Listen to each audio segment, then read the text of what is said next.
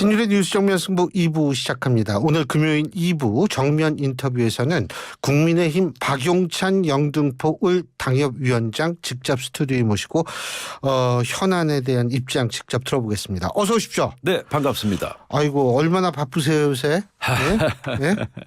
그 굉장히 바쁘실 텐데 하루에 뭐 한 3만 보 2만 보 걷지 않으세요? 뭐 하루 종일 걷고 있으니까요. 뭐 몇만 보다 지금 뭐 따질 겨를도 없이. 그 신발은 구두는 못 신고 다 운동하시는 수밖에 없죠, 그렇죠? 그런데 이제 공식 행사도 참석을 해야 하는 만큼 저는 이제 랜드로버 네. 신고서 뛰고 있는데 뭐 발에 땀이 흠뻑 젖을 정도로 뛰고 있습니다. 제가 어제 캐주얼화. 근데 어제 그 어떤 분한테 제가 얘기를 했는데 그 프로에 나오신 분, 이 선크림 같은 거 바르는 게 건강을 위해서 바르고 두 번째는 뭐냐면 제가 족저근막염이라는 게 잘 아는데 이 밑창 푹신한 거 파는 거 있어요 인터넷에서. 예. 그런 거라도 깔으셔야 될 거야 아마. 아이고. 근데 어떻게 보세요? 그 지금 판세 전반적인 총선 판세 어떻게 보십니까? 지금 뭐 많은 분들이 걱정하시는 분들이 있는데 지금은 뭐 걱정도 자만도 할 때가 아니고 무조건 최선을 다해야 된다. 특히 낮은 자세로 민심을 겸허하게 받아들이고 최선을 다하는 수밖에 없다. 저는 그렇게 생각하고 있습니다. 지금 겸허하다는 표현을 쓰셨는데 자 오늘 민주당에서는요 자신들이 120에서 140석 그리고 비례는 13석 플러스 알파라고 얘기를 했거든요. 네. 그러니까 이게 잘하면 과반을 넘는다는 얘기인데 이런 전략을 우리 박용찬 위원장께서는 어떻게 해석하고 계십니까? 저는 전혀 의미가 없다고 생각합니다. 지금 뭐 몇 석을 얻을 것이다 라는 그런 분석 판단이 뭐 어떤 의미가 있습니까? 네. 지금 선거가 25일 이상 남지 않았습니까? 그 사이에 아마 세상이 한 두세 번은 바뀔 것이다. 저는 그렇게 생각하고요. 오로지 겸허한 자세 그리고 진정성 있는 자세를 보여야 된다. 저는 그렇게 생각하고 있습니다. 25일 지금 일주일이요 깜깜이가. 맞습니다. 그죠. 일주일이면은 앞으로 한 2주 정도 후면은 이제 여론조사도 안 나오게 되는 건데. 네. 자 지금 그 어젯밤에요. 국민의힘에서는 도태우 후보를 공천 취소했고 그리고 그 더불어민주당에서는 목발 경품 발언 이거 한 정봉주 후보를 공천 취소를 했는데 어떻게 보세요? 뭐 물론 이제 그 민심에 맞췄다 그런지 시기적으로 어떻게 보십니까? 적합했다고 보십니까? 우리 당이나 민주당이나 불가피한 선택 아니었나 하는 그런 생각을 하고요. 이 선거 전국에 들어가면 지지세를 확산시키는 그런 작업도 필요하지만 리스크를 관리하는 그러한 과정이 또 일종의 선거 과정이라고 할 수 있거든요. 예. 그런 관점에서 이번 선거는 제가 판단할 때 3% 선거가 될 거라고 봅니다. 3% 차이로 당락이 바뀐다. 아주 많은 지역에서 아하. 3% 격차로 아마 희비가 엇갈릴 거라고 저는 전망하고 있고요. 예. 그런 관점에서 중도층, 예. 무당층 예. 이쪽 지지를 받기 위해서는 불가피하게 발언과 막말에 대한 리스크 관리가 불가피한 것 아니냐 저는 그렇게 이해하고 있습니다. 지금 그 조국 혁신당이라는 당이 막 치고 올라오잖아요. 근데 사실 이 당에 있어서의 지지층은 중도층이 거기도 포함이 돼 있을까요? 어떻게 보세요? 지금 참 중요한 말씀 하셨는데요. 예. 우선 그 조국 혁신당의 상승세를 지켜보면서 저는 상당한 자괴감을 느끼고 있습니다. 지금 조국 신당의 지지세가 걱정되는 게 아니라 대한민국 정치가 어쩌다가 이 지경까지 왔는가. 정말 같은 정치를 하는 입장에서 국민 앞에 서기가 부끄러울 정도고요. 저는 이 조국 혁신당의 이 상승세 돌풍은 저는 3일 천하 내지는 열흘 천하에 그칠 것이다 그렇게 보고 있습니다. 상징적인 의미에서 제가 그렇게 말씀드리는 거죠. 예. 조국 혁신당이 어떤 당입니까? 각종 범죄 혐의자들 그리고 비리 연루자들 그리고 이재명 민주당에서 학살당한 친문 세력들이 모인 집단 아닙니까? 이게 비례 정당이 아니라 저는 비리 정당이라고 부르고 싶습니다. 이러한 정당이 지금 돌풍을 일으키고 있다. 이건 한국 현대사에 있어서 무척 안타까운 일이다. 그렇게 생각하고요. 그리고 만일 뭐 지금 언론 보도에 나오는 것처럼 조국 혁신당이 뭐 10석을 얻니 12석을 얻니 이렇게 오늘 한국갤럽 아까 일부에서 개요를 말씀드려서 제가 나중에 시간이 되면 말씀드리겠습니다만 19% 나왔어요. 그 비례정당 지지. 예, 저도 알고 있습니다. 그래서 만일 조국 전 법무장관을 비롯한 일군의 세력들이 22대 국회에 들어간다고 생각해 보십시오. 끔찍하지 않습니까? 국회가 제대로 굴러가겠습니까? 그분들이 제대로 일을 하겠습니까? 자신들의 범죄 혐의, 비리 혐의를 막아내기 위해서 그야말로 방탄국회, 국회는 쑥대밭이 될 거라고 저는 확신합니다. 이래가지고는 생활정치, 민생정치 저는 물 건너간다고 보고요. 저는 결국에는 국민들이 현명한 판단을 할 것이다.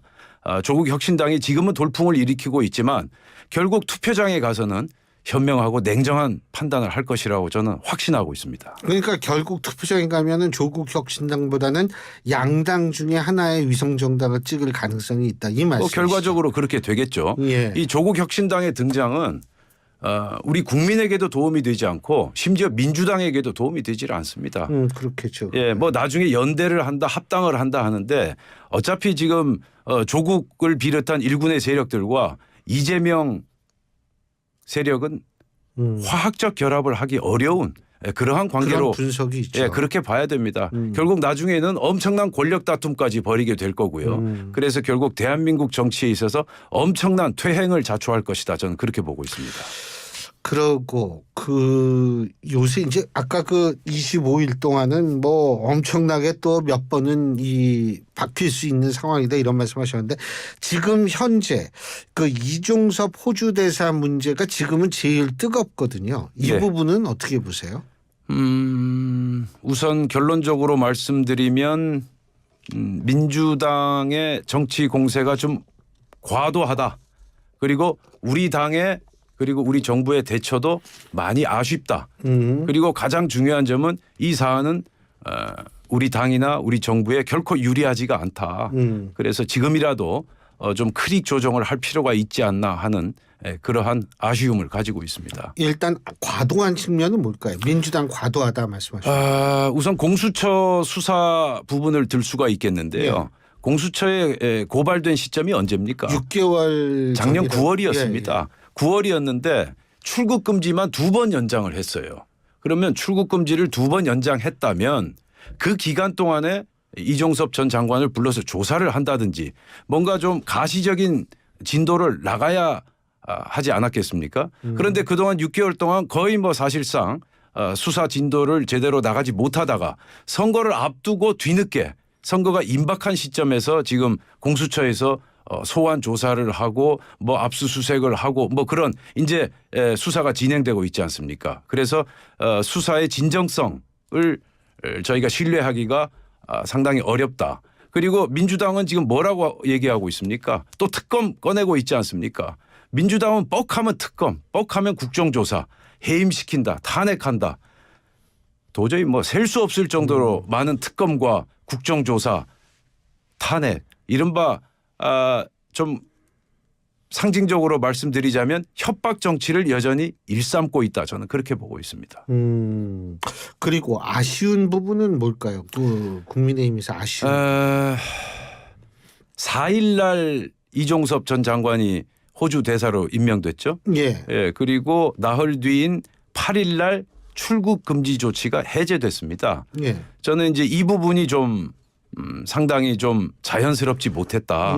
출국 금지 조치가 해제되고 난 다음에 다시 말해서 법적인 어떤 문제를 해소하고 난 다음에 임명을 했어야 하지 않는가. 그러니까 순서가 좀 뒤바뀐 측면이 있다. 저는 그렇게 생각을 하고요. 그리고 출국 금지 조치가 해제된 지 이틀 만에 바로 출국하는 그러한 일련의 과정이 국민들 보기에 과연 이 출국 금지 조치 해제가 온당한 법적 조치였느냐 하는 의구심을 자아냈던 거죠. 그 지역에서 이렇게 지금 이제 지역 주민들 많이 만나실 텐데 네. 조금 이 부분에 대해서 좀 그 얘기를 하는 주민들이 좀 있나요? 솔직히 말씀드리면 적잖이 있습니다. 있기는 있는데 그런데 뭐 이 사안이 이번 선거를 좌우할 만큼 대형 악재다라고까지 보시는 것 같지는 않고요. 결국 이제 이번 선거는 이제 공천 전국을 끝내고 이제는 그야말로 공약 전국으로 접어든다고 해도 과언이 아닐 텐데요. 이제 저희가 대한민국의 미래를 먼저 선점하는 자가 결국 이번 선거에서 승리할 것이다. 따라서 정책과 공약으로 이제 승부를 펼쳐 나가야 된다. 저는 그렇게 생각하고 지금 있습니다. 그리고 사실은 그 앞으로 선거 남은 기간에 있어서 한 번쯤 판을 흔들 수 있는 변수는 뭐가 있을까요? 말실수, 실언 뭐 이런 거요? 저는 아까 제가 3% 선거가 될 것이라고 그러셨죠. 예. 말씀드리지 않았습니까? 저는 현장에 있기 때문에 현장 분위기는 그 누구보다도 아주 예민하게 제가 파악하고 있는데요. 지역에서 많은 유권자분들이 바라는 게 어떤 건 줄 아십니까? 어떤 거예요? 나의 삶을 좀 업그레이드 시켜달라. 우리 마을을 좀 발전시켜달라. 예. 그게 굉장히 그 같은 트렌드가 지금 굉장히 강력합니다. 그래서 결국 지역 공약, 예. 지역 현안, 지역 정책이 이번 선거를 결정할 것이다. 저는 그렇게 전망하고 있습니다. 나의 삶을 업그레이드 해달라. 자, 예. 우리 청취자 여러분이 이런 문자 보내주셨어요. 2488번님인데요.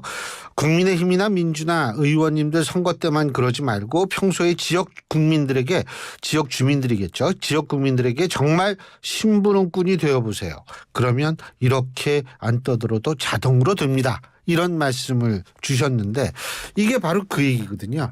이 나의 삶에 관한 거. 근데 우리나라가 점점 그렇게 되는 것 같아요. 아니 사회가 발전할수록 내 이익에 가장 부합하는 사람이 누군가를 사실 이 보고서 이제 하는데 어쨌든 제가 볼 때 이게 지금 이제 그런 이 우리 청취자분의 이 말씀도 100% 맞는데 이 솔직한 얘기로 현장에서 볼 때 정권 심판론 다시 조금 살아나고 있다라고 판단하십니까? 위원장님께서?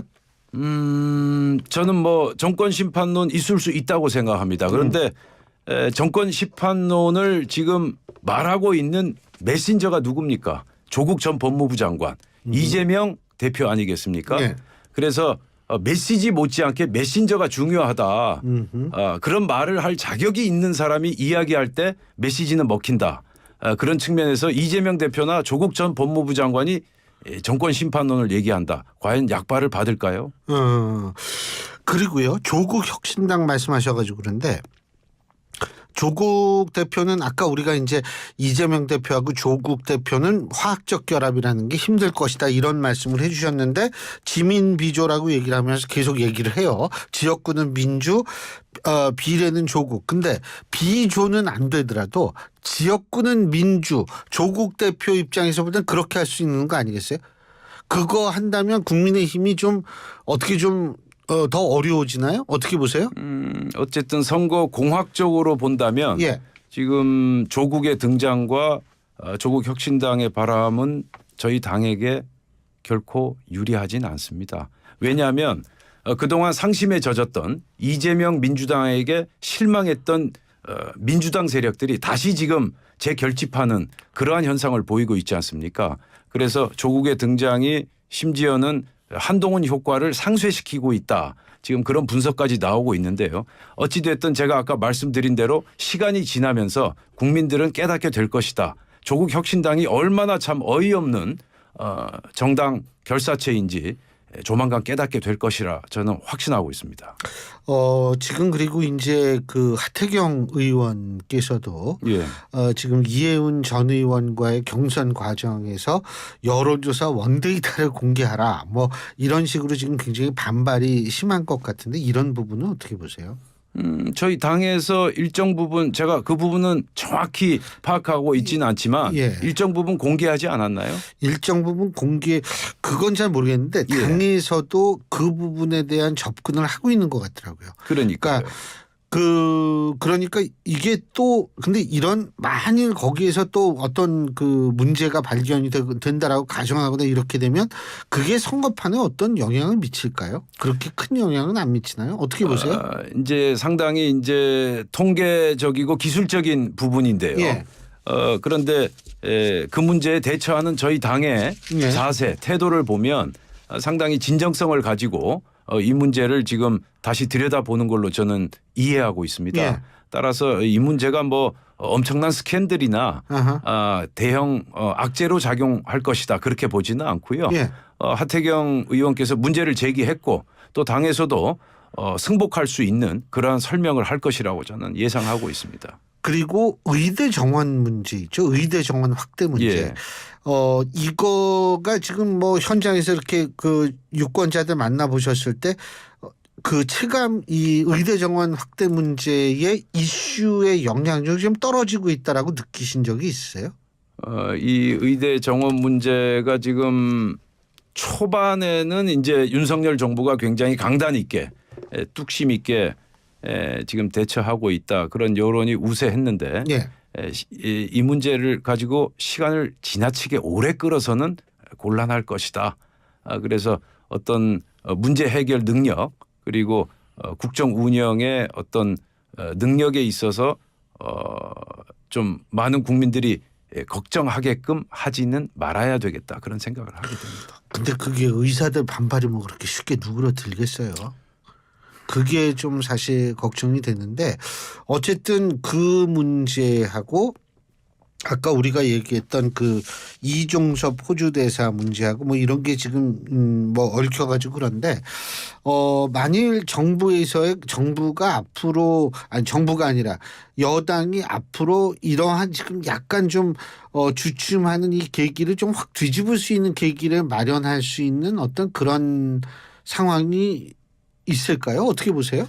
그래서 제가 아까 말씀드렸던 예. 부분 미래를 먼저 선점하는 자가 이번 선거에서 승리할 것이다. 그래서 아까 말씀드린 대로 예. 공천 전국에서 이제 벗어나서 예. 그야말로 공약 전국으로 갈 것이다. 예. 그래서 20대 30대 특히 이제 중도층을 사로잡을 수 있는 정책과 공약을 멋진 공약을 제시하는 정당이 승리할 것이다. 저는 그렇게 보고 있습니다. 자, 제가 뭐 좀 여쭤볼게요. 예. 민주당이 이제 공약 발표한 게 출생률, 합계 출산율 1회복을 위한 출산소득 종합정책 추진, 둘째 물가 상승률 2% 관리, 성장률 3% 회복, 성장 4대 강국 뭐 이런 얘기를 했는데 예. 이거 어떻게 평가하세요? 이것도 이제 결국 미래에 관한 얘기인데요.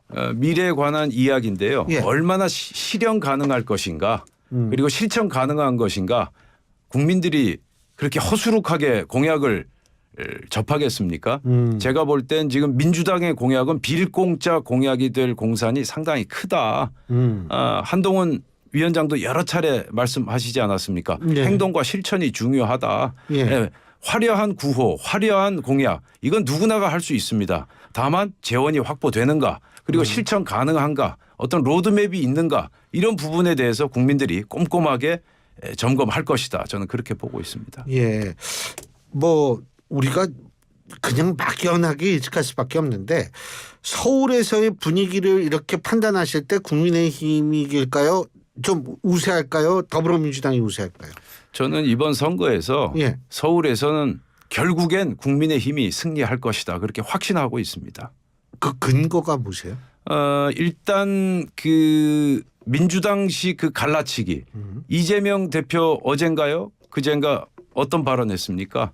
이번 찍으려면 아예 집에 가서 쉬어라 뭐 그런 식으로 언급하지 않았습니까? 그런 식의 어떤 선거 운동 접근 방법은 결국 국민들에게 먹혀들지 않는다. 그래서 우리 당이 하루빨리 이제 공천 전국에서도 사실 우리가 민주당보다 앞서지 않았습니까? 조용했다는 측면이죠. 조용했다라는 측면을 넘어서서 예. 민주당에선 친명 횡재 그리고 비명 횡사라는 신조어 부정적인 신조어가 나오지 않았습니까? 저희 당에서 그런 부정적인 신조어가 있었습니까? 저희 그런데 당에서 친윤이 많이 좀 됐다 뭐 이런 얘기는 있잖아요. 저는 저희 지역구에서 예. 이른바 친윤이라는 분을 결국에선 승부를 아, 제가 이기지 않았습니까? 예, 예, 그래서 예. 제가 이번 공천 과정에서도 확실하게 느꼈던 건 우리 당이 권력 공천이 아니라 민심 공천을 하겠다는 강력한 의지를 가지고 있다라는 걸 제가 온몸으로 느꼈거든요. 그래서 공천 대결에서는 우리가 민주당을 이겼고 그다음에 공약 대결에서 우리가 민주당을 이긴다면 이번 선거는 확실하게 승리할 것이다. 저는 자신 있게 말씀드릴 수 있겠습니다. 알겠습니다. 아이고 바쁘실 텐데 이렇게 직접 나와주셔서 고맙습니다. 감사합니다. 감사합니다. 예, 지금까지 국민의힘 영등포을 당협위원장이시죠. 박용찬 후보였습니다.